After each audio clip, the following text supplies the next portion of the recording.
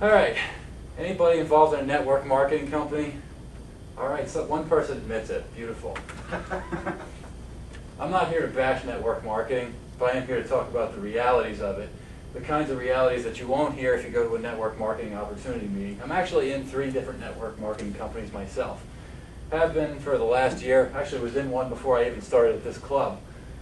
And I think that it can be a great opportunity, but it's often misrepresented in terms of how it actually works and the way it works. And there's a couple of different reasons why. Well, first of all, there's a 95% failure rate in network marketing. You don't hear about that at network marketing opportunity meetings. And there's a couple of fundamental practices that have been done since the beginning, the old Amway days in the 50s, that have led to that 95% failure rate. One of them, to be honest, is just a fundamental lack of integrity in the way that network marketing is practiced. And that can often take the form of misrepresenting the amount of money that can be made. You know, anybody ever been treated to a network marketing opportunity meeting where they said, oh, you're going to make $20,000 your first month, and this guy made $6,000 his first month, and you know, they're just making all this money. And anybody ever had a friend who tried to bring them into a network marketing company, maybe a little bit too persistently over an extended period of time? And you ever hear of the NFL club or the No Friends Left club? That's what we say sometimes people end up in after they keep promoting their network marketing opportunities. But one of my favorite stories, and this is one I've actually heard probably about half a dozen times, it's almost become a cliche.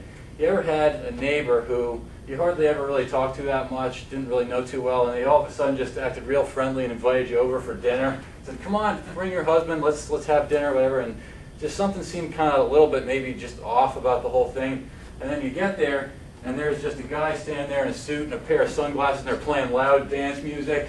And you see like some circles drawn on a whiteboard, and it looks kind of like this. And then you got other little circles down here, and then there's like dollar signs, you know, lots of them. And then you're just, now, see, the funny thing is, like right now, if somebody did that, I would just take one look at it, and I'd be like, no, you didn't. You did not bring me here for this. But I'm trying to imagine what it must have been like in 1965 or something like that, when most people had just no idea, had never heard of this whole concept. I mean, it must have just been kind of like stepping into the Twilight Zone where you just see this. I'd just be like, what the heck is going on here? But I just can't also imagine, it must have been priceless just watching the reaction just when it set in and people just got what they'd just been suckered into. But like I said, I know a few friends who did that, so apparently that was actually a practice that was encouraged for a while. But, so part of the reality of network marketing is, like I said, there's a 95% failure rate. So it's generally agreed upon in the industry that if you bring in 6 people underneath you, known as distributors, you can become successful that way. But when you take into account that there's a 95% failure rate, do the math, that means you're going to have to recruit 120 distributors in order to get 6 who stay. So if you figure that you talk to 1 out of every 10 people you talk to signs up as a distributor, that means you'd have to talk to 1,200 people. I would say more realistically it's probably 5%, so you're probably looking at 2,400 people that you'd have to talk to. Now they encourage you typically to call people in your so-called center of influence or your warm market. So how many people in this room personally know 2,400 people? Come on, don't be shy. Okay. Mary. So you sort of see, yeah, Mary, got it. So they you ought see to this. be living.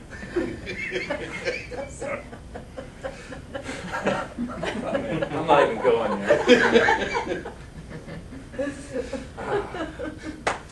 So this is part of the problem that people don't understand. It's just the sheer number of people that you have to talk to actually be successful in this. And there are some people that are outgoing enough that will actually just go up and prospect everybody. I mean, according to the traditional network marketing model, I should have called every single one of you by now and tried to recruit you. Don't worry, I'm not going there.